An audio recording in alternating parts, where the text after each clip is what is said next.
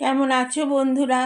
জানি এখন তোমরা সবাই কেউ কেউ হয়তো জেগে আছো, আমার মতন যারা রাত জাগা পাখি তারা হয়তো কেউ কেউ জেগে রয়েছো, আবার কেউ কেউ ঘুমিয়ে পড়েছো। যাই হোক, আমার রাত্রে ঘুম আসতে খুব দেরি হয়। যদিও এক গাদা ঘুমের ওষুধ খেয়েছি, তবুও ঘুম আসতে দেরি হয়। আজকে তোমাদের সঙ্গে এত রাতে আর কি গল্প করব, কালকে গল্প করব। আমার আসতে আজকে অনেক দেরি হয়ে গেল, বাড়িতে একটু লোকজন এসেছিল, তাই জন্য আসতে দেরি হয়ে গেল। তা একটা ভাঙা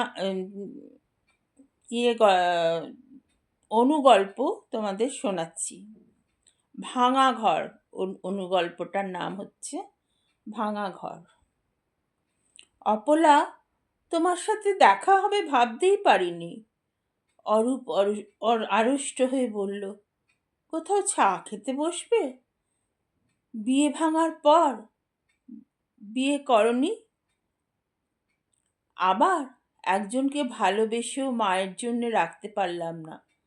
তুমি চলে আসতে বলেছিলাম দম বন্ধ করে থাকা যায়? আমার কথা বললে মা তোমাকে অপমান করতেন। সহ্য করা যায় না এই অপমান। শাড়ি কিনে আনলেও মা রেগে যেতেন। নিজে যা ঝি মার্কা শাড়ি আনবেন তাই তোমাকে পরতে হবে। কেন? তুমি চলে আসার পর মা আমাকে বললেন, দেখলি এরা ঘর করবার নয়। আমি সেদিন গম্ভীর হয়ে বলেছিলাম তুমি বাধ্য করলে আমার ঘর ভাঙার। আমার ওপর তোমার এই অধিকার বোধ যতদিন না যাবে ততদিন কেউ থাকবে না। আমার ঘর খালি থাকবে। যদি কেউ আসে সে অপলাই আসবে। জয়েন্ট ফ্যামিলি এখন দেখা যায় না, তার কারণ কিন্তু এই একটাই।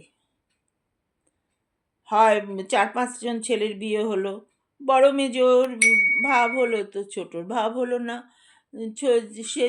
সেজো মেজোর ভাব হলো তো বড় ছোটর ভাব হলো না।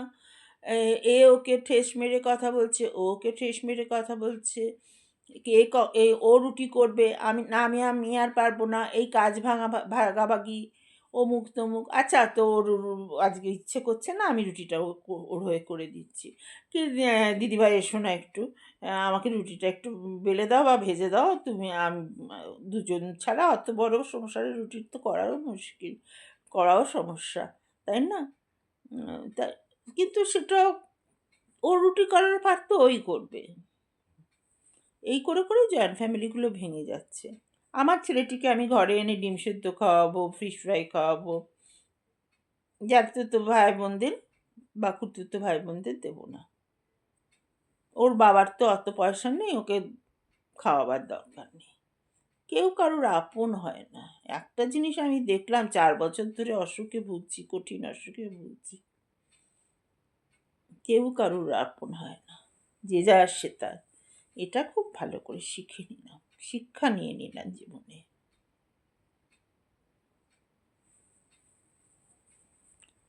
ঘুমিয়ে পড়ো সবাই। গুড নাইট, শুভরাত্রি। কালকে একটা সুন্দর ভোর নিয়ে আবার আমরা একটা নতুন চৌকাঠে পা রাখবো। সুন্দর ভোর নিয়ে ঘুম থেকে উঠে নতুন চৌকাঠে পার করে একটা নতুন দিন আরম্ভ করব।